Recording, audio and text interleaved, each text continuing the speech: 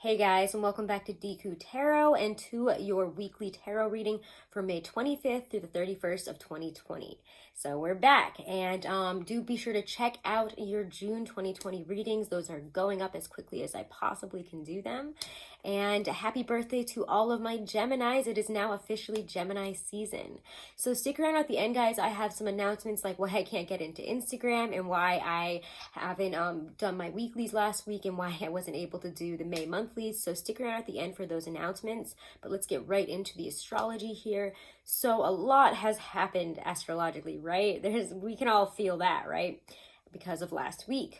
We had 3 major outer planets go retrograde. So with Pluto, Saturn, and Jupiter, all of these outer planets that are retrograding, they actually retrograde much slower because they are such large outer planets. So this is actually going to feel a lot similar to how we felt in January. And the reason for that is there's going to be possibly this return of an influence that was similar to that that happened at the outbreak actually of COVID-19 in January. So this is when Jupiter, Saturn, and Pluto all aligned on January 12th, kind of signifying the real beginning of the outbreak and the beginning of this whole COVID-19 situation.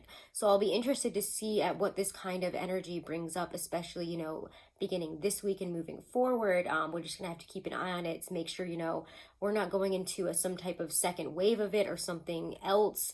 So we're gonna have to keep an eye on this and see where it's going. The only other really big thing astrologically that's happening is Thursday, May 28th, we have Mercury moving into Cancer. And later in June, it will be retrograding in Cancer. So watch out for that. It's gonna hit its pre-shadow June 2nd. All right, and with that, that's all the astrology for this week. So we're gonna get right into the reading now. Alrighty, Sagittarians.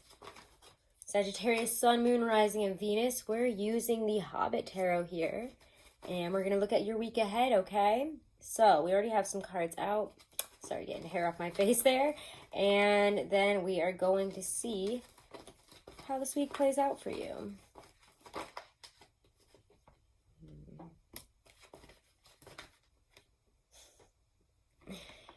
Whew, this week asks a little bit of you, okay? Let's be honest here. I knew that this card was going to come out. It came out before, while I was shuffling, and I was like when I first just picked up the deck, before I even was Sagittarius. So I knew that this was going to come back out. But the Tower is here, and as a theme for your week, it brings in a lot of changes. It brings in very sudden shifts. It brings in the destruction of something that was not very stable to begin with. So if you have anything that has been built on completely unstable foundations, it will be tested this week and it will shift. And I do think that you will be the one who makes the moves, who takes the shift here. The Knight of Wands is the card that usually for me represents you. Knight of Wands, as well as the Queen of Wands, but Knight of Wands is very, running around. They have a lot to do. There's a lot about travel. There's a lot about communication. I don't know, for me, this card always rings true as a Sagittarius. So you're feeling, it to me feels like you're feeling the need for change right now. And it could be that things have been so stagnant, frustrating. And now with all these retrogrades kind of slowing things up, it's like, okay, well, let's make some changes here because I can't do this anymore. So we're going to pull a little bit of a clarifier there because the Tower is a big thing this week. And I do think this will be a very productive week in terms of moving forward for you if you're willing to do some work, if you're willing to combat some more unrealistic and painful past situations with grown, accumulated, matured knowledge and a desire for change. Yeah. What's coming in with the Tower is actually very good. It heals. And again, I couldn't help but feel this might be in your love situation, and I think I'm right. Because your love cards are very interesting here too. But the Tower with the 10 of Cups there, you have to choose love, and you have to choose the love that you want. We have to choose to communicate emotions. And I think for some of you, also I do want to say, because Venus is retrograde, and this might be for somebody, watch out for any sudden relationships, falling in love very suddenly. It's not gonna end up very well. If you just met this person, you're suddenly like head over heels, you know, all I think this person's the one, this person I just met, or I'm making eye contact with at work or whatever.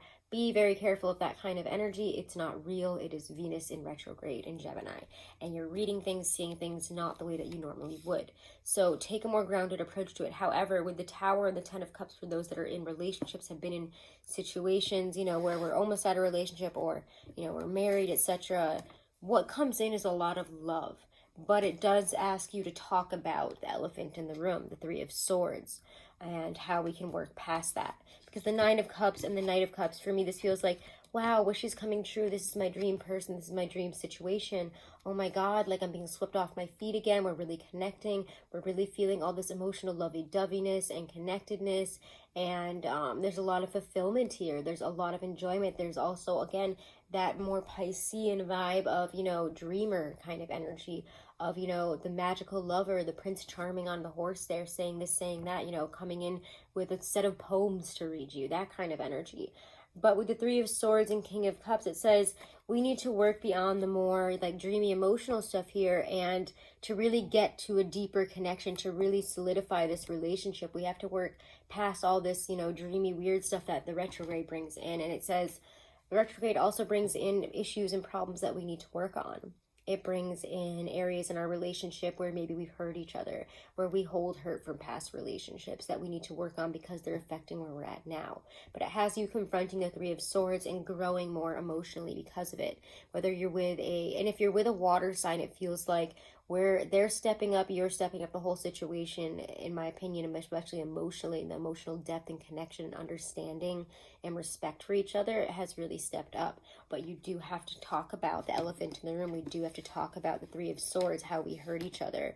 And instead of just focusing on all those lovely, wonderful things here that we do have, we have to confront the issues. Okay, so we can move forward from them. The Six of Swords is in your energy this week. So again, you're moving past past problems. We're moving on to calmer waters. Six of Swords has you leaving difficult situations behind, especially mentally taxing situations, areas where you've been fighting or have felt defeated. You know, we're moving on towards something more. So we're bypassing any type of difficulties. We're taking what we've learned and we're leaving the past. In the past year, it's time to move on towards brighter shores, okay? And that's what your focus is on. Like, how do I move forward? How do we move forward from where we've been? You guys are getting creative and smart with it this week. Career looks wonderful. Nine of Coins. You have a lot to be happy about. You have a lot to be feeling very proud of and very secure about. It feels to me with the Nine of Coins, you know, whenever this shows up in a work and financial place, your work and finances are doing well, and you have a lot to feel confident about. People could also be saying, you know, wow, you're doing amazing. This to me is an independent type of worker, somebody who might own their own business, somebody who does very well in their position, has the skills, has the chops, and also is getting the money for it as well, and getting the accolades, getting the also emotional, not so much emotional, but the material satisfaction that makes you feel emotionally fulfilled, that makes you feel truly great about yourself and where you've come from. So you're in a really wonderful place this week. What it does ask you to do, and I think this is a lot more about that relationship kind of stuff and communication there. Nine of Wands reversed with the Three of Wands. Don't be afraid to pull down your walls and communicate here. Do not put up walls when we have to talk about these things. Now, again, it's time to look at areas that we have put up walls, areas that, you know, beg for us to protect ourselves, where we become too overprotective of ourselves, where we have put up boundaries. Why do we have these boundaries, and why do we feel attacked when people talk about this or want to do this or that? You know, we need to really work on those things and work past them. Take a new route instead of letting the old boundaries, the old walls, the old things that we get too attached to and that we think are protecting us because, you know, oh, it might happen again. I need to keep up these walls and to protect myself in this way. I don't want to open my heart about this. I don't want to talk about this. This is what I do and this is what makes it work. No. Time to take a new direction. If you want to see your ships come in, if you want to see progression, you're going to have to find a new way to communicate and a new way to take action and move forward about this here. Okay, and with the Three of Swords and that Three of Wands, again, this is like a triangulated type of situation. There's you, there's the other person, and then there's the issue and how you both see it, how that, you know, what the issue really is and your two viewpoints are on it. And also, you know, the ways that we could both approach this. Let's find a new third way that isn't the way you would do it, isn't the way I would do it. Let's find the actual best way forward here.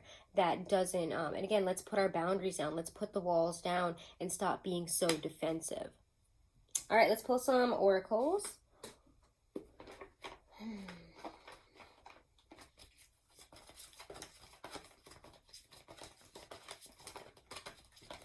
All right, Sagittarius. Ooh, healing family issues. Yeah, your love life benefits as you forgive your parents. So again, these issues might have to be a lot, there might be a lot deeper than, you know, just problems within the relationship, but problems with your parents' relationships, with family issues, and finally opening up and talking about them and how they actually maybe affect you in your current relationship, how you communicate, how you feel, and how you deal with things emotionally. There's always baggage and reasons for why we deal with those things, and sometimes you don't hit that root until just the right moment, right? Let's pull a Halloween oracle from Stacy DeMarco for you guys. Gosh, the tarot table is really a mess right now.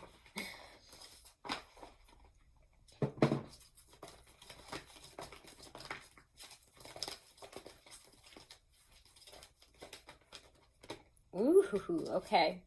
I like it. So, Jack-o'-lantern is your card here. Okay. So, know that you are protected and that you are capable of creating the life that you want and that the universe supports you should Jack shine his light upon you. Boundaries are important to teach people how to treat us, and drawing this card indicates you may wish to renew the ones you have or to establish new ones. It's time to establish new boundaries, and I think that involves you tearing down the boundaries and replacing them with love. If you really want to be truly open and loving with your heart and in your relationship, or in, you know, in your friendships, in your family, it's time to really tear down what stops you from doing that. Tear down the walls, tear down the blockages and the defenses, okay? So those are your messages this week, my lovely Sagittarians. All right, guys, do make sure to check out your monthlies. Do make sure to like, share, and subscribe. And if you do want to book a private reading, guys, all that information is always right below this video in the description box.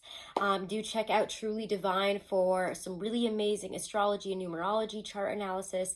They do compatibility reports that just are incredible. So you can use my code Deku30 for 30% off of any purchase that you make with them. You can use it as many times as you want. You can send it to as many people that can also use it as many times as they want. So use that, guys. It's also in my description box. And so if you are trying to get in contact with me on Instagram right now, I don't know what's going on. I'm stuck in this verification loop and I cannot like get on for like even more than like it's like crazy. I get on and then I'm off again, and then I have to go through all these crazy things because Instagram doesn't have support or help and is not responding to me. So this has been a really frustrating and difficult time. So if you're wondering again, you know, why I'm not responding on Instagram, why, you know, I'm not posting anything, it's because I can't get on right now. I don't know what the heck is going on, and it'd be great if a interface with billions of users like Instagram had support and help that actually responded, but they don't. So it's frustrating. Also, I just wasn't able to do the weeklies last week because I was sick. I still haven't gotten my results back because that's Florida for you. It's been like over a week. They were like, we're going to get them back to you within 1 to 2 days. So who knows right now? And I'm feeling a lot better, obviously. So hopefully it wasn't that. But I'll keep you guys updated on that as well. Thank you again for all of your support, guys. Make sure to leave me a comment. Make sure to subscribe and have a blessed week. Namaste.